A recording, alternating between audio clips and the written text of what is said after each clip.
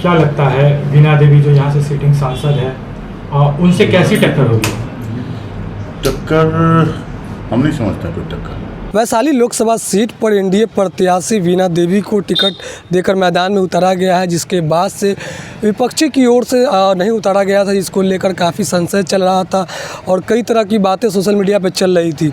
और अब फाइनल हो गया कि आरजेडी के टिकट पर विजय कुमार शुक्ला और मुन्ना शुक्ला जो है वैशाली लोकसभा सीट से चुनाव लड़ेंगे, उनको टिकट दे दिया गया है। इसके बाद आज वो पटना से मुजफ्फरपुर पहुँचे, जहाँ उनके समर्थकों ने जमकर उनका स्वागत किया, फूलमाला के साथ फूलमाला पहनाया गया।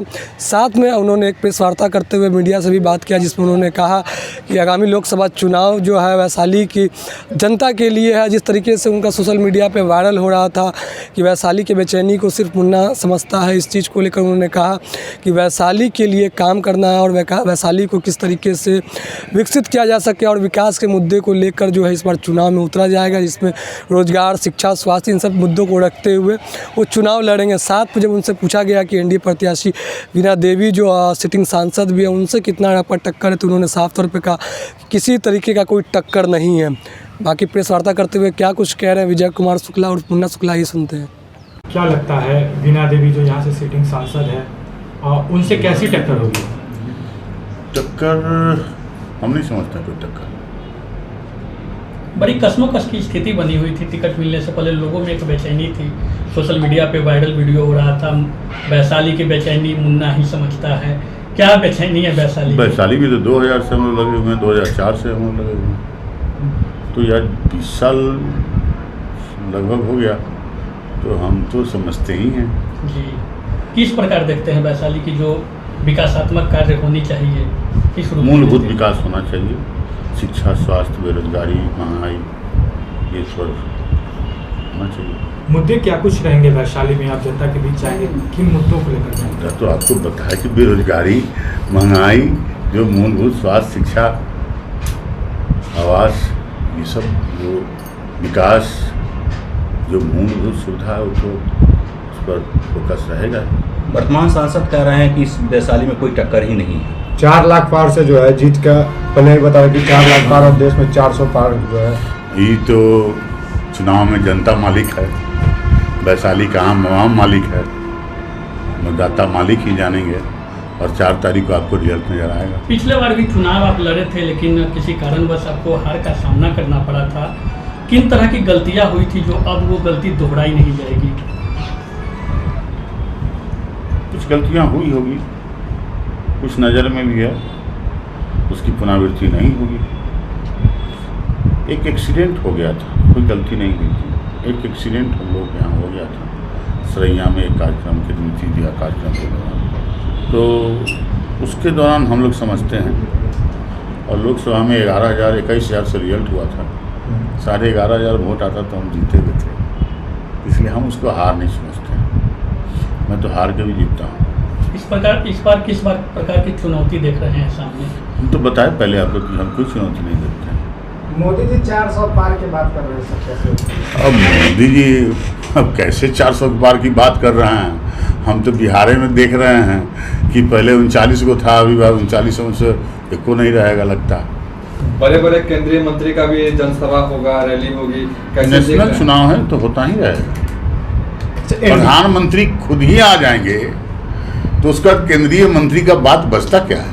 क्या प्रधानमंत्री मुन्ना शुक्ला को डिगा पाएंगे वैशाली? देखिए, मुन्ना शुक्ला को नहीं डिगा, देखिए वैशाली की बात करिए। हम लोग वैशाली के लिए आए।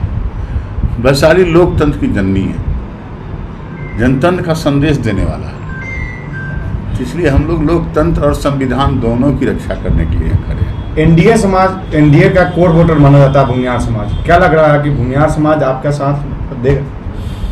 हम भूमिहार नजर नहीं आ रहे आपको? अरे हम ही लोग न थे जो उनका नाम पार लगाते थे, यहाँ से 40 लोग 39 पिछले बार दिए थे, और हम ही लोग ने माहौल बनाए थे। अब हम ही लोग इधर हैं तो कहाँ माहौल है?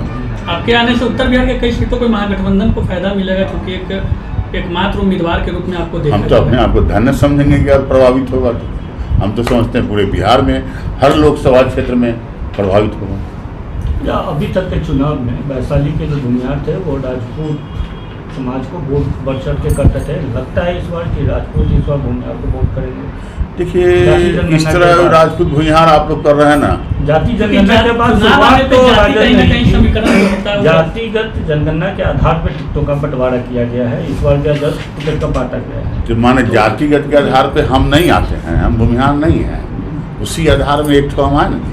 नहीं तो आप क्या राजपूत वोटों को पलट पाएंगे? जरूर, हम तो जरूर करवत प्रार्थना करेंगे कि सब कोई हमको वोट दे, और हमको लोग देता आया है, हमको सभी वर्गों में वोट आया है। आप सिर्फ भूमिहार और राजपूत की बात कर रहे हैं, मैं आपको बताऊं कि हमको तो 12 वर्ग में वोट मिलता है और सब कोई हमको चाहता है। क्या सब विजन लेकर चले हैं इस बार आप?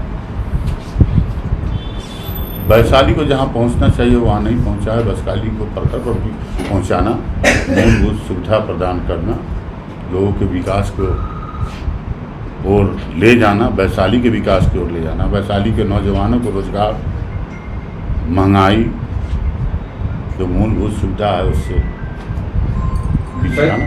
वैशाली में इस बार बदलाव होगा। पहले बता कि जनता मालिक है, जनता बदलाव करेगा। बीना देवी का एक बयान आया है कल ही के डेट में, वो कह रही है कि लालू प्रसाद यादव जो है वो गुंडों को टिकट बांट रही है, माफिया राज लाना चाह रहे हैं। वो इनसे सर्टिफिकेट हमको नहीं लेना है।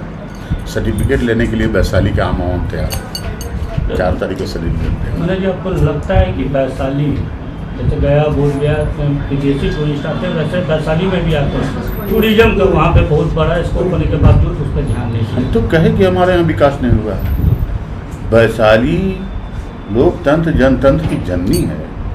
आप जाके देखिए, वो अस्थि कलश जो वहाँ लाया हुआ है वो भी मेरा ही लाया हुआ है, वो भी मेरा ही विधानसभा में क्वेश्चन करके लाया हुआ है, जिस पर आज करोड़ों का काम चल रहा है।